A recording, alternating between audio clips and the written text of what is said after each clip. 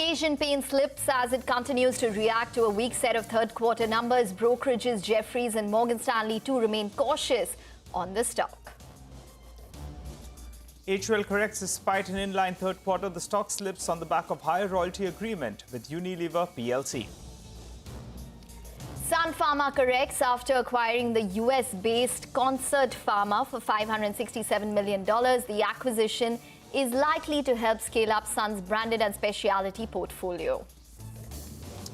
Hindustan Zinc reports an inline set of numbers. The company will also purchase Vedanta's Zinc International assets for around $3 billion. The stock is down by close to 7%.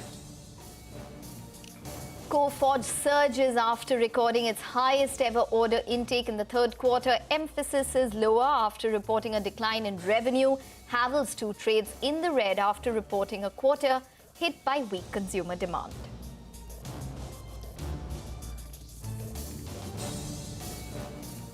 Hello and welcome to Chartbusters. I'm Nash D'Souza, and joining me today on the show is Ekta Batra. Well, Ekta, welcome to the show.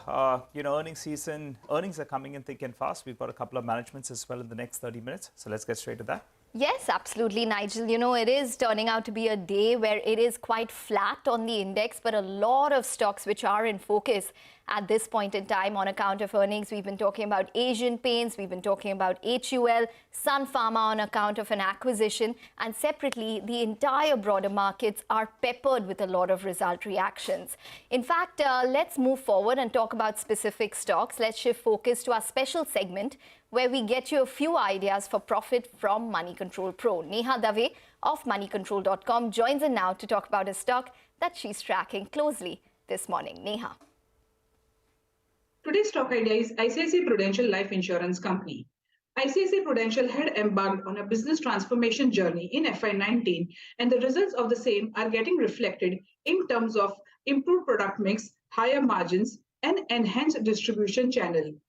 The management of the company as a part of the strategy had then guided to double the value of new business in 4 years till FY23, and the company is well on track to achieve the same. While the margins and operating metrics have significantly improved for ICICI Prudential, the business growth has been less impressive. One of the key reasons for the subdued growth in the recent years has been less contribution by ICICI Bank, the key distribution channel for the insurer in the past. It is well understood that any business transformation takes time and it impacts the growth in the transition phase. The street, however, would now like to see business growth along with high margins. In terms of valuation, the stock is currently trading at around 2.2 times embedded value for FY22. The valuation is at a significant discount to that of HDFC Life and SBI Life. While the valuation is attractive, the stock re-rating is contingent on ICICI Prudential's ability to deliver on top-line growth. All right, thanks a lot for that, Neha. Well, on that note, though, we'll slip into a short break. You come back and we'll be joined by the management of Emphasis to discuss the past quarter's numbers. You stay with us.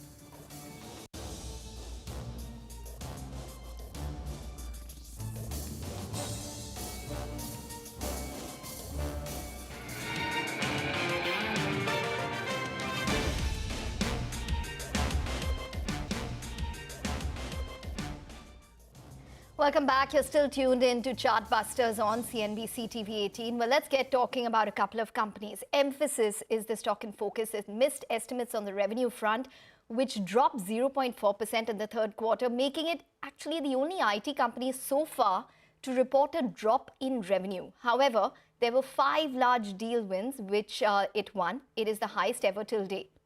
Nitin Rakesh, the MD and CEO at Emphasis, joins in to discuss the quarter gone by. Nitin, hi, welcome to the show. If you could just start by talking about the statistic on revenue, where there is a decline which has taken place for Emphasis as compared to your peers.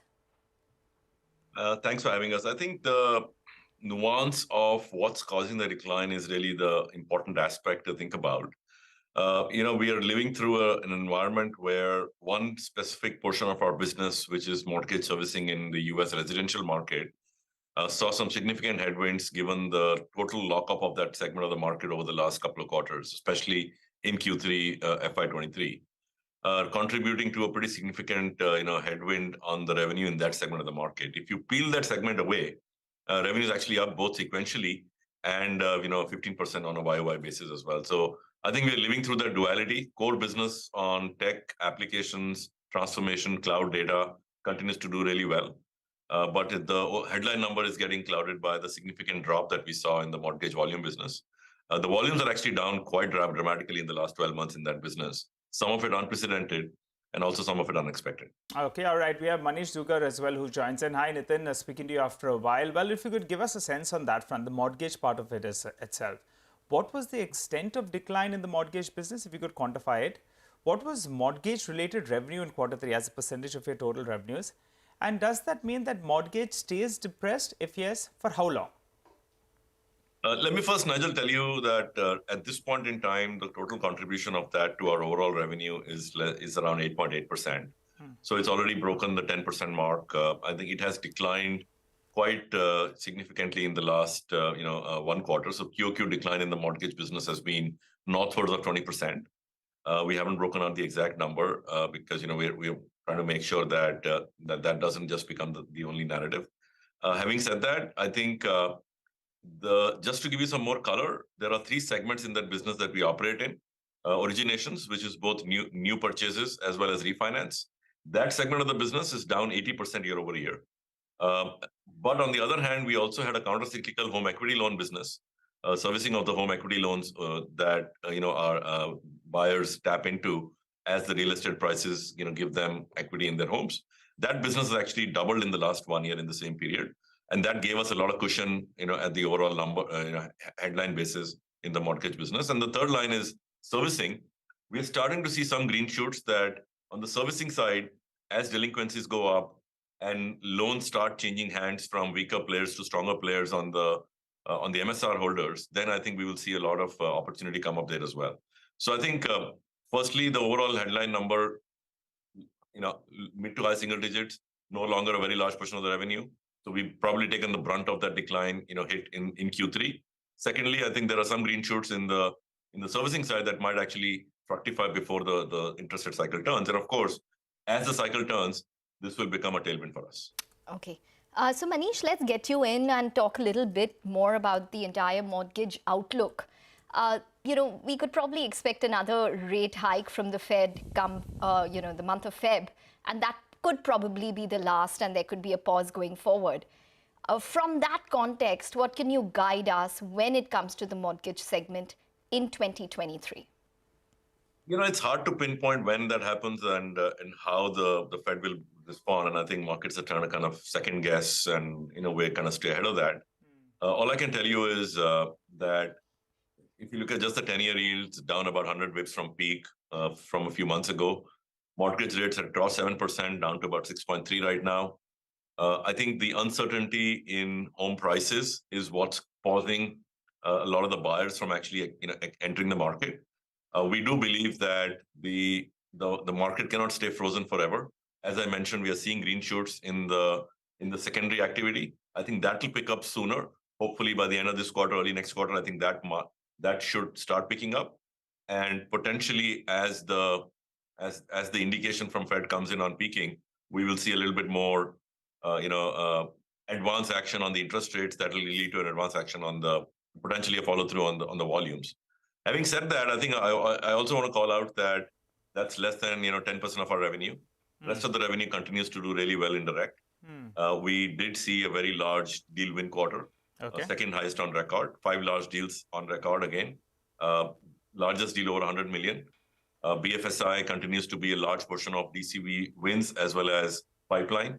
Pipeline is up 6% sequentially and 27% on a year-over-year basis, despite the record conversion. So I think for us, since we can't control the macro, we're controlling what we're calling the micro, which is account by account, vertical by vertical, continuing to find deals, convert deals to TCV, and convert TCV to revenue. Okay, all right. So the disappointing part was on the revenues front, but as you said, deal wins are continuing, which is good news. Manish, let's get you in. Are you experiencing any pricing pressure on these deal wins that you're going about? And the other disappointment was the rupee was weak, but your margins stayed flattish. Why is that? So taking the second question first, Nigel, we have a hedge policy which is to give us visibility of currency, and we typically cover our currency for the next 4 quarters.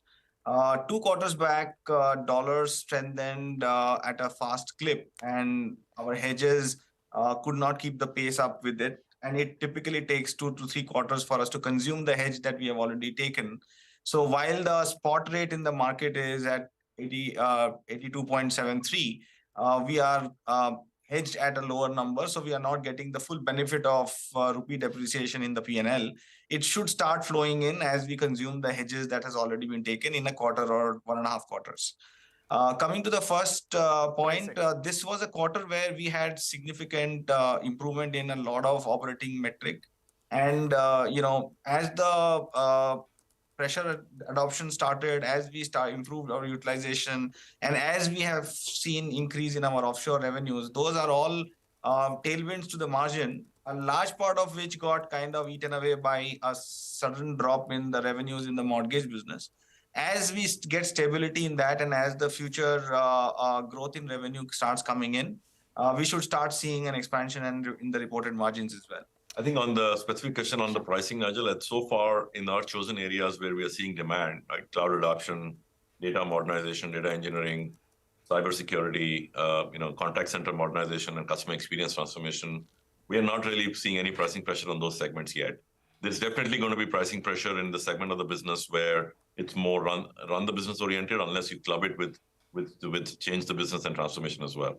But so far, even as of the current quarter, we're actually seeing a very decent pricing environment for transformation services. Okay, all right, Nitin, as well as Manish, we're going to thank you on that note. Thanks very much for joining in and speaking with us. So that is the word coming in from Mphasis, talking about their Q3 numbers. We need to take a short break, but before we do that, here is an important piece of information for our viewers. Do not miss out on the top 19 stocks for 2023. Subscribe to Money Control Pro to get the full list.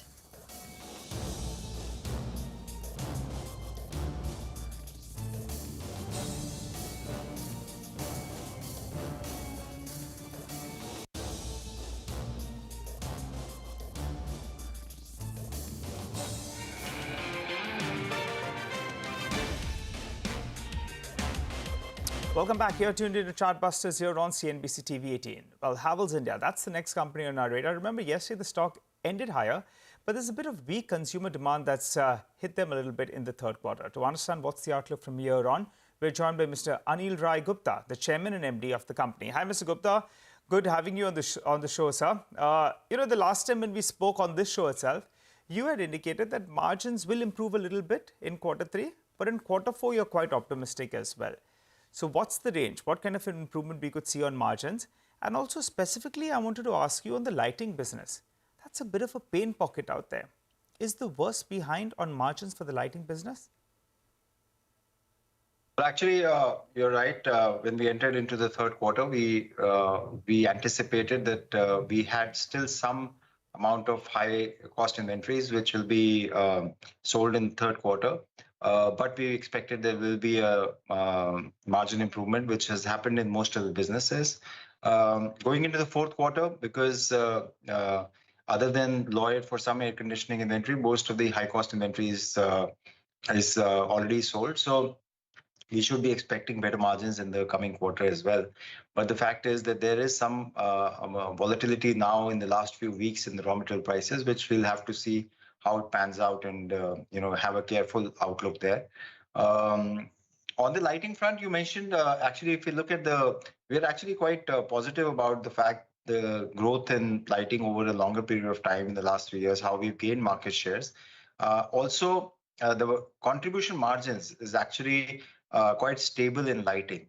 It's only when we have certain new innovations, we advertise the third quarter is generally higher on advertising because of Diwali. So I don't think I'll see it as a weak point for Havells. In fact, it's one of the most strong points because a lot of innovation is happening in lighting business, which actually the consumers are really appreciating. Okay, Mr. Gupta, we'll come back to the margins and the improvement that you're probably anticipating in Q4. And we'll quiz you on some numbers there. But I just wanted to understand a more qualitative part, which you did highlight, where there was very muted B2C demand. Your consumer-facing businesses did see muted demand because of the higher inflationary risks or the inflationary environment that we're in. Explain to us what you mean by that. How much did it impact business? What are you anticipating in the next couple of quarters? Well, if you see, the growth over the last 3 years, the consumer and residential side has always been extremely strong. Our growth has been market beating. So in this particular quarter, consumer and residential went down, despite the fact that the real estate continues to do well. So we are attributing this to the inflationary trend over the last 1 year. And, that may remain for 1 or 2 quarters. But it is also offset by the fact that the real estate demand is doing well. On the other hand, the industrial and infrastructure demand continues to hold strong, which is giving good growth for the organization.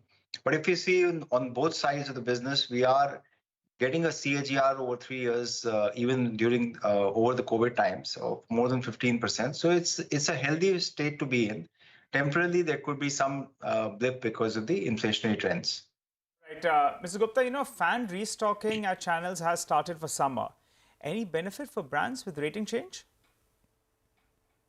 In fact, I think it's a general benefit to the consumer. However, it does impact the pocket of the consumer as well, because the ratings change does mean a higher cost to the consumer. So we will have to see in this season how it impacts the demand. But definitely, it's a beneficial thing for the consumer overall over a longer period of time for the ownership of the fan the consumer uses or the air conditioner. So but it will impact the pricing at least 3 to 4%. Okay. Now, Mr. Rai, coming to the margins, you have improved Q on Q, 7.8 to around over 10%. Can you just tell us what you can guide us towards in terms of a consolidated blended margin? Maybe in the next 1 to 2 quarters, what might your peak be? And would you revert to the peaks that we saw in the previous quarters of, say, around 12%? Yeah, I think, generally, we have never given any guidance and we don't intend to do so. But I can only say that, with the demand scenario stabilizing, hopefully the raw material stabilizes, which, as I said, we've seen some volatility. We will definitely see margin expansion over the next few quarters, and hopefully we'll be reaching our normalized margins in the coming time. But, it is difficult to say whether it'll happen in 1 quarter or not. Let's focus on Lloyd's business then. What's the target? When does it turn profitable? You've been taking measures, and the likes. But if you have a particular fiscal year when you expect that to turn profitable, and also I think on market share, Lloyd's is at around 12 to around 13%. You could correct me on that number. You could give us an updated number on Lloyd's. Yeah, I think this year Lloyd business has grown almost 50% in the first 9 months. So there is market share gains. I can't really exactly comment on the market share numbers because we have 4 product categories there. But we have gained market share during this year. And that will be a continued strategy for the coming times. India is definitely a huge market. Air conditioning penetration is very low in the market. So that will continue to be a strategy. We will focus on margin expansion in the coming times with the costs, abating, and the fact that we'll be more dependent upon in-house production. So we will see margin expansion in the coming times. So I think the next focus for Lloyd is high growth as well as margin expansion. When does it turn profitable, sir? We'll continue to invest in brand and distribution enhancement. So we'll not hold back there. And, I think the bottom line is just a reflection of, what our sales growth is, what the cost will be, as well as, our investments will continue to be there. Okay, all right. It's always good speaking to you, Mr. Gupta. Thanks so much for stopping by. Looking forward to having a chat with you at the end of the next quarter numbers. Well, before we wind up, just want to point out one stock, Nureka. Well, the stock is up close to around 15%. Keep in mind, it's down 80% in the last 1 year or so.